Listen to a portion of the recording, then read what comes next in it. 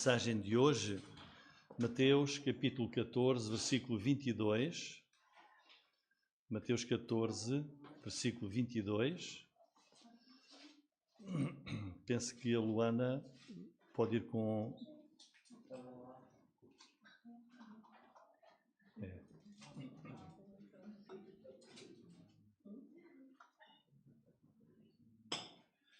Muito bem. Irmãos, Mateus 14, 22 até 33. E hoje vamos, uma vez mais, bem-vindas às irmãs que estão entre nós. Estiveram connosco a primeira vez no domingo passado, não foi? São aqui nossas vizinhas. Então, bem-vindas. Mateus 14, versículo 22 até 33. E o título da mensagem hoje é Jesus caminha sobre as águas, adorando o Filho de Deus. E assim vamos continuando o estudo expositivo deste Evangelho, escrito pelo apóstolo Mateus. Irmãos, quando nós chegamos a este texto, este acontecimento, por regra, focamos essencialmente o acontecimento, não é? Que é no meio de um mar de tempestade e ondas de vento, Jesus caminha sobre as águas e depois até o apóstolo Pedro sai do barco e também caminha um pouco sobre as águas. E geralmente é isto que, esta coisa fantástica que aconteceu. Mas há algo muito mais relevante neste texto que às vezes nos escapa. E é nisso que nós queremos focar a nossa mensagem. Porque este milagre, vamos pensar, já todos fomos ao mar, já todos fomos a um lago, e alguém vai andando pela terra como anda sobre as águas. Este é um dos mais importantes milagres na vida do Nosso Senhor e que os apóstolos presenciaram. O versículo-chave é o versículo 33, que eu vou ler.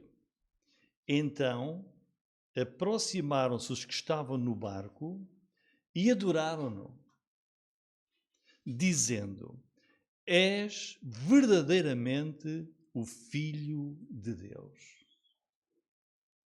Jesus andar sobre as águas, o que é mais importante é isto. Que Jesus depois vai subir para o barco e aproximaram-se os discípulos que lá estavam, que estavam no barco, adoraram-no, dizendo: És verdadeiramente o Filho de Deus. Irmãos, o que é que aconteceu que convenceu aqui os apóstolos a adorarem a Jesus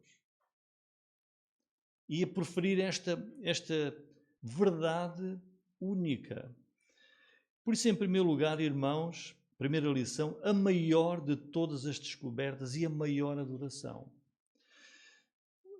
Aquilo que aconteceu naquela madrugada, naquela noite, foi tão convincente que no dia seguinte, e temos isso depois no outro Evangelho, que é o Evangelho de João, que relata o mesmo acontecimento, o apóstolo Pedro, repete outra vez no dia a seguir. Portanto, eles chegam à praia, depois, naquele dia, Pedro vai dizer em João 6,69: nós temos crido e conhecido que tu és o Cristo, o Filho do Deus vivo. Pedro diz outra vez a Jesus: cremos, temos a certeza que tu és o Filho de Deus. Esta descoberta dos discípulos é a primeira vez. É a maior descoberta. Irmãos, não há maior descoberta que uma pessoa hoje possa fazer no mundo inteiro. Imaginem, uma pessoa hoje, no mundo inteiro,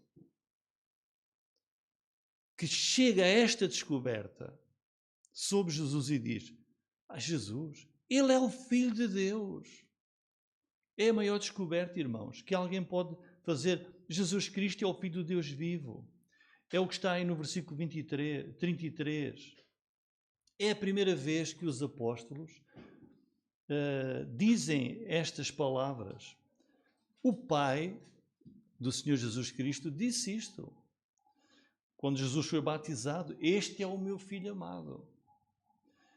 Os demónios, que são anjos caídos, também disseram, reconheceram isso. Em Mateus 8:29, que acho que vai estar ali, Mateus 8:29, os demónios, e eis que clamaram, dizendo: que temos nós contigo, Jesus, Filho de Deus. Estão a ver? Filho de Deus. Mas os discípulos de Jesus não tinham dito isto ainda, não tinham reconhecido esta realidade da pessoa de Jesus. Antes eles não tinham adorado, como diz o versículo 33 de Mateus 14. Antes eles não fizeram isto, adoraram a Jesus. Eles viram quantos milagres de Jesus. Esta altura já Jesus tinha 2 anos de ministério, 2 anos que estava com eles. Eles viram milagre após milagre e mais milagre, viram curas, todas as curas. Viram Jesus a ressuscitar pessoas mortas. Viram Jesus a expulsar demónios. Eles ouviram pregações fantásticas do Senhor Jesus Cristo, ensinamentos sem par, 2 anos.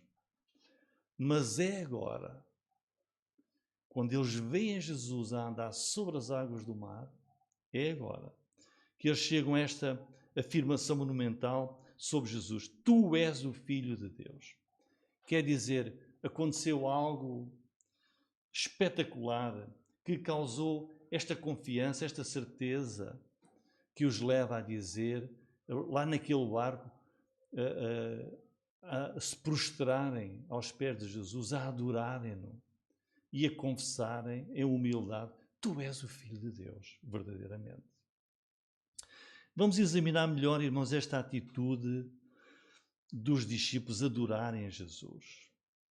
Vamos analisar melhor esta afirmação deles, dizendo: tu és Deus, tu és Deus. Isto é uma realidade muito importante no Novo Testamento sobre Jesus. Porque adorar a Jesus, só é possível adorar a Jesus se Ele for Deus. Só é possível adorar a Jesus se Ele for Deus, igual a Deus.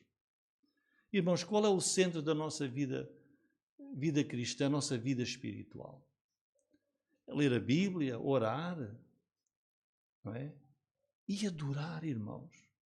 O crente tem de adorar a Deus. E o que é adorar a Deus? É prostrar-se perante Ele, não é? Ir à presença dEle em temor, em tremor, sabendo que está perante o Deus Altíssimo, adorá-lo. É uma coisa que nós não fazemos a mais ninguém. O marido não adora, não se põe assim perante a sua esposa, nem a esposa ao filho, nem ao marido.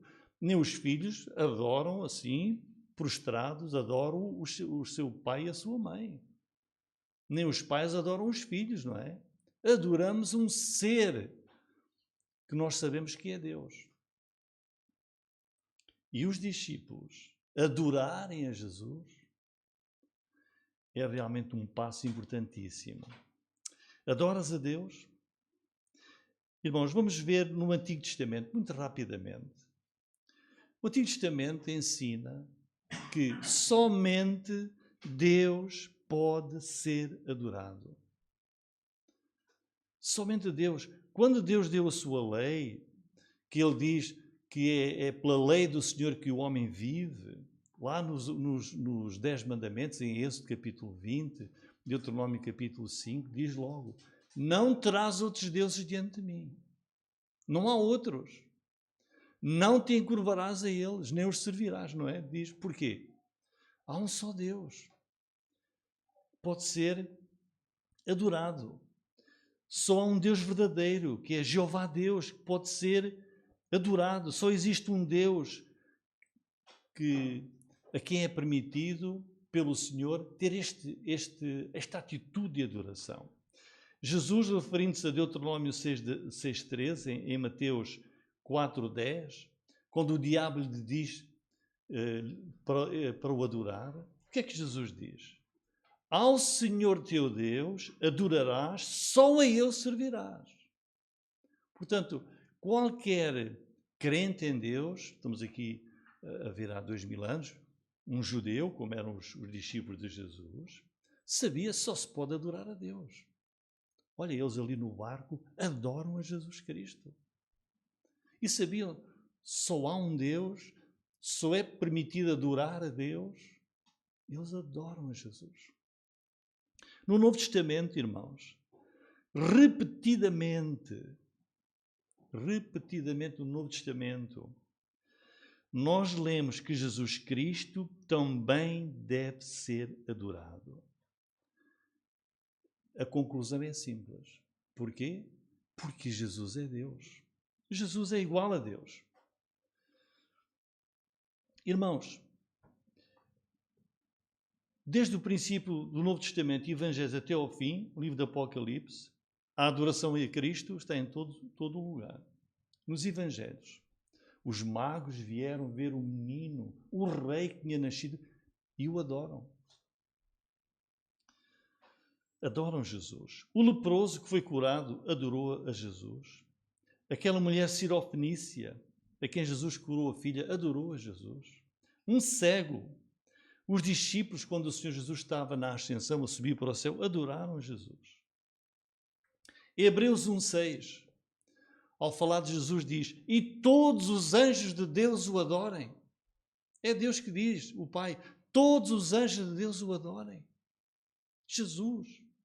Filipenses 2,10, onde Deus exige que toda a criatura na terra, sobre a terra, debaixo da terra, se ajoelhe e adore a Jesus. Para que ao nome de Jesus Cristo se dobre todo o joelho dos que estão nos céus, na terra e debaixo da terra. Porque Ele é Deus. Apocalipse capítulo 5, leiam. Grande adoração a Jesus. Apocalipse capítulo 11, capítulo 19. Jesus a ser adorado por todos os que estão na glória. Quando o apóstolo João, que recebeu a visão, escreveu o livro do Apocalipse, e diz que ele se prostrou para adorar o anjo que lhe estava a dar esta revelação. Apocalipse capítulo 19, versículo 10. Eu lancei-me aos pés para o adorar, mas ele disse: olha, não faças tal, diz o anjo. Sou teu conservo e de teus irmãos que têm o testemunho de Deus. Adora a Deus. Ora, se Jesus é adorado ali pelos seus apóstolos, é porque Ele é Deus. Lemos isso aqui, Apocalipse 19 e também 22:9, que é uma passagem igual. Irmão, Jesus Cristo deve ser adorado, e adorar é algo que está reservado somente a Deus. Jesus é Deus. Então, vamos ler aqui o versículo 22. E logo ordenou Jesus que os seus discípulos entrassem no barco e fossem adiante para o outro lado enquanto despedia a multidão. E despedida a multidão, subiu ao monte para orar à parte e chegada já à tarde estava ali só. Ora, o que é que aqui aconteceu? Jesus fez naquela tarde deste dia o milagre da multiplicação dos pães e dos peixes. E acabado esse milagre, então era já o fim do dia, Jesus deu ordens aos discípulos: entrem no barco e passem para o outro lado. E Jesus ficou ali a despedir milhares e milhares de pessoas, e depois delas se irem embora, diz que Jesus subiu àquele monte e entregou-se à oração, orar ao seu Pai. E aqui vemos a importância da oração em Jesus. Ele era Deus, ele era o Filho de Deus, mas tinha uma vida de oração, de comunhão com o seu Pai muito grande. Versículo 24. E o barco estava já no meio do mar, mas vejam, açoitado pelas ondas, porque o vento era contrário. E nós vamos ver aqui o conhecimento divino. Uma outra prova da divindade de Jesus, o conhecimento que ele tinha de todas as coisas. Nós lemos aqui que levantou-se um temporal no mar. Os outros evangelhos também falam, o Evangelho de João e o Evangelho de Marcos também falam deste milagre de Jesus. E a situação é bem clara, diz, o barco estava no meio do mar e Jesus sozinho em terra. Então, os discípulos no meio do mar, no barco, e Jesus sozinho em terra a orar. Os discípulos então enfrentam aqui uma situação bastante difícil. Mas olha, quem é que disse para eles irem para o mar? Foi Jesus. Eles estavam a obedecer a uma ordem de Jesus. Jesus diz, metam-se no barco e vão para o outro lado. Então Jesus sabia que eles iriam passar por uma grande tempestade, não é? Eles estavam, no fundo, a obedecer a um mandamento de Jesus. E nós vemos aqui, versículo 24, que o vento era contrário. Versículo 25, mas à quarta vigília da noite, significa, era entre as 3 horas da manhã e as 6. Portanto, podia ser às 3, 3h30 ou 4, era madrugada, quando isto tudo aconteceu. E vemos então, irmãos, que as dificuldades que eles estão a enfrentar, mas em Marcos 6, 47 e 48, nós lemos que Jesus em terra, lemos, vendo, o Senhor Jesus vendo que se fatigavam a remar. Quer dizer, Jesus está em terra, mas no seu poder divino, Jesus consegue ver à distância, de noite, saber que eles estavam em grande dificuldade. Irmãos, quantas dificuldades nós enfrentamos na vida. E Deus sabe de tudo. Deus vê tudo o que se passa na nossa vida. A tempestade aqui é violenta, a água está muito furiosa e o pior, entre aspas, para eles é que de Jesus nada. Eles estão sozinhos lá no meio do mar e Jesus está no outro lado. O que é que vai acontecer? Jesus vai esperar, vai aguardar ainda muito tempo até chegar ao pé deles, lá no meio do mar. Tudo isto faz parte de uma lição, irmãos. Como é que nós sabemos do poder de Deus na nossa vida? Tem que haver uma tempestade na nossa vida. Não é? Como é que nós sabemos? Que Deus está ao nosso lado, que Deus é poderoso para nos ajudar. Às vezes, nós temos de lidar com tempestades, elas têm que existir na nossa vida para nós conhecermos o poder de Deus. Conhecermos o amor de Jesus, que Deus está a nosso favor. Às vezes é preciso nós já estarmos exaustos. E Deus vai então intervir e nós podemos compreender e ver o poder de Deus a agir na nossa vida. Porque vejam, porque é que acham que o Senhor Jesus não foi logo ter com Marta e Maria? Esperou 4 dias. Vamos imaginar que a família de Lázaro pediu ajuda a Jesus e Jesus ia logo. Jesus chegava lá e ele estava doente. E Jesus fazia um milagre e curava. Mas é muito diferente. Jesus esperou 4 dias, ele morreu. Ninguém pôde ajudar Lázaro. Ele foi sepultado e já cheirava mal. E Jesus aparece e faz um milagre único. Ressuscita Lázaro, que estava já comprovadamente bem morto. Portanto, irmãos, é na impossibilidade, é quando as coisas são... Não é possível. Isto já não é possível. Para as pessoas. Para Deus tudo é possível. É o que vai acontecer aqui. Jesus deixa-os chegar ali a um ponto crítico lá no meio do mar, no meio daquela tempestade, e só depois vai aparecer. E versículo 25, à 4ª vigília da noite, vejam, eles saíram ao fim do dia. Jesus fez o milagre da multiplicação dos pães e dos peixes, que o dia já estava a terminar, e ao fim do dia, portanto ainda de dia, entra no barco.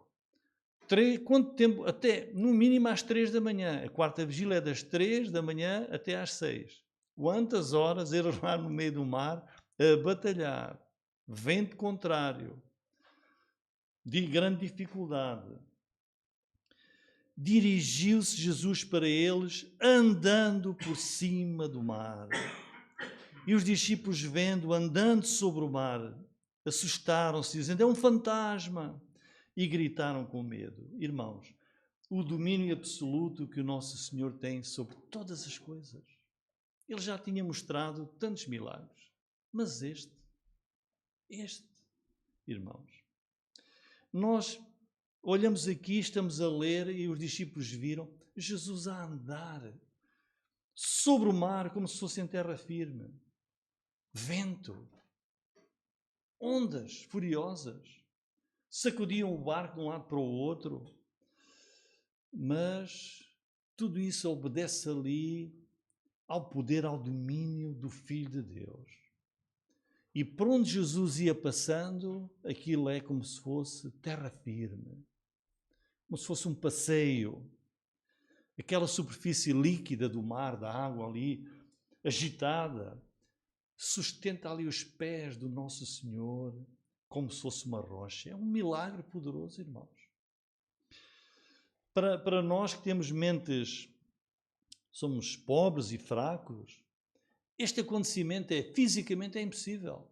Como é que pode uma pessoa caminhar no meio do mar, que é profundo, mar agitado, vento? Como é que é possível? Esta imagem de ver 2 pés a caminhar sobre o mar, irmãos, mas para aquele que criou todas as coisas, para Jesus, isso não é nada. Para Jesus não é nada. Ele é o Criador de tudo, Ele é o sustentador de todas as coisas, mas é um milagre potentíssimo. Irmãos, o que é que há aqui? Espero que os irmãos consigam ver isso. Neste milagre, é para nós um encorajamento, para o verdadeiro cristão, que nós possamos saber, não há nada daquilo que está criado, não há nada que não esteja debaixo do controle de Jesus. Ele anda por cima do mar. Uma coisa impensável. Irmãos, tudo à nossa volta, Deus é Senhor soberano de todas as coisas. E vemos aqui o versículo 26, eles viram Jesus a andar. E qual é a reação deles? Ficam cheios de medo. Claro, até eu ficava cheio de medo. Né? De verem alguém que eles logo não reconhecem, né? A andar sobre o mar. Diz que pensaram que era um espírito, uma alma, um fantasma. E deram gritos grandes, diz o capítulo 6 de Marcos. Mas olhem Jesus, o que é que diz a Escritura? Diz... versículo 25, que dirigiu-se Jesus para eles. Dirigiu-se Jesus para eles. Irmãos, era noite escura. Era noite escura. Mas Jesus sabe exatamente onde eles estão no meio do mar. Jesus dirigiu-se para eles no meio do mar. Jesus sabe tudo. Aquele barquinho, era um barco pequeno, certamente. Jesus vai direto ao barco, na noite escura, na noite tempestuosa. Irmãos, isso quer dizer o quê? Que, como diz a palavra de Deus, Jesus, Deus conhece tudo. Ele conhece o nosso sentar, conhece o nosso levantar. Ele sabe tudo o que há para saber sobre nós, Ele sabe. Tudo o que há para saber de mim, Jesus sabe tudo sobre ti, tudo sobre nós. Sabe onde é que tu estás? Ele sabia onde estava o barco. Ele sabe onde tu estás. Ele sabe das tuas necessidades. Olha, irmãos, Jesus, Deus conhece-nos desde o ventre da nossa mãe. Salmo 139, vamos ler. e pensemos bem quem é o nosso Deus. Salmo 139. Senhor, tu me sondaste e me conheces. Tu sabes o meu assentar. Quando a gente acorda de manhã e se senta na cama para se calçar, conhece o meu assentar, o meu levantar. De longe entendes o meu. Deus não sabe o que é que eu estou a pensar. Não sabe? O meu pensamento. Cercas o meu andar. Estamos aqui na rua Luís de Camões. Deus sabe? Sabe. Quando sairmos daqui, cada um no seu trajeto, ou a pé, ou de carro, onde quer que vão para Nogueira, vão para Lavra, Deus sabe. Cercas o meu andar e o meu vais-te deitar, Deus sabe. O cuidado de Deus connosco, não há nenhuma área da vida. Conheces todos os meus caminhos, os bons e os... cuidado, todos os meus caminhos. Vou de noite que é para ninguém saber. Todos os meus caminhos. Não havendo ainda palavra alguma na minha língua, ainda não começámos a orar, a pedir, a falar, o que é que diz? Eis que logo ao Senhor tudo conheces. Deus é onisciente, irmãos. Tu me cercaste por detrás, por diante, puseste sobre mim a tua mão, vais viajar. Ora, Senhor, cerca a minha viagem, põe os teus anjos à minha frente e atrás de mim. Tal conhecimento, ou seja, isto que estamos aqui a ler, é para mim maravilhosíssimo. Eu não percebo. Mas quem é essa pessoa que sabe isto tudo sobre mim? Tão alto que não o posso atingir. Para onde então dizer, ó Deus, sabes tudo, onde é que eu me posso esconder de ti? Vou para a cave. Para onde mirei do teu espírito, ou para onde fugirei da tua face? Subir ao céu, lá tu estás. Se fizer no inferno a minha cama, eis que tu ali estás também. Se tomar as asas da alva, se habitar nas extremidades do mar, até ali a tua mão me guiará e a tua destra me susterá. Deus pode ajudar-nos onde quer que nós estejamos. Se disser, certo que as trevas me encobrirão, então a noite será a luz à roda de mim. Nem ainda as trevas me encobrem de ti, mas a noite resplandece como o dia, as trevas e a luz são para ti a mesma coisa. É assim que é o nosso Senhor Jesus.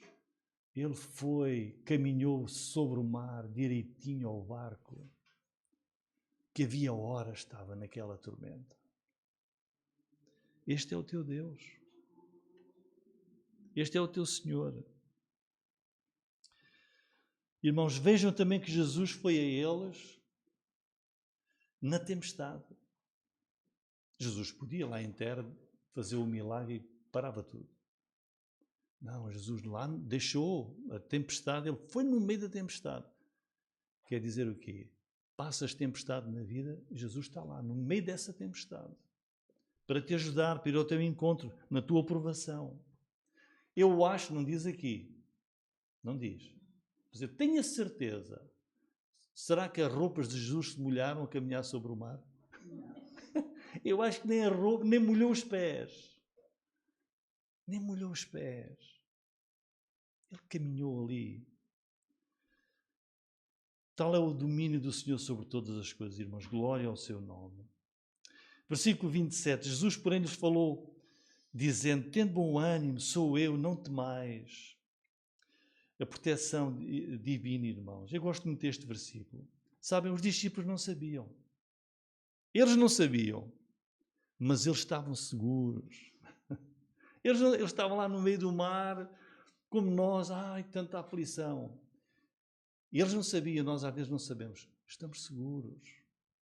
Confiemos, irmãos. Não sabem, mas estão seguros. E isso é reconfortante. E o Senhor vai acalmá-los. Diz o que é que diz aqui? Lhes falou logo, imediatamente. O Senhor, quando chegou perto deles, sou eu. Não tenham medo. Não temais. São palavras de conforto, de ânimo, que nós podemos esperar do nosso Senhor. Não precisam de temer nada. Sou eu que estou aqui. Versículo 28 e 29.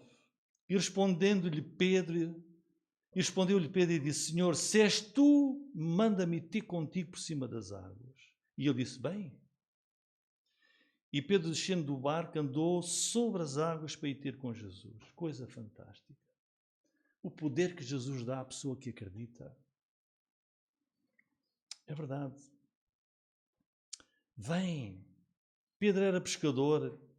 Pedro conhecia bem aquele mar. Tinha navegado muito naquele mar à pesca. Mas uma coisa ainda ele não tinha feito.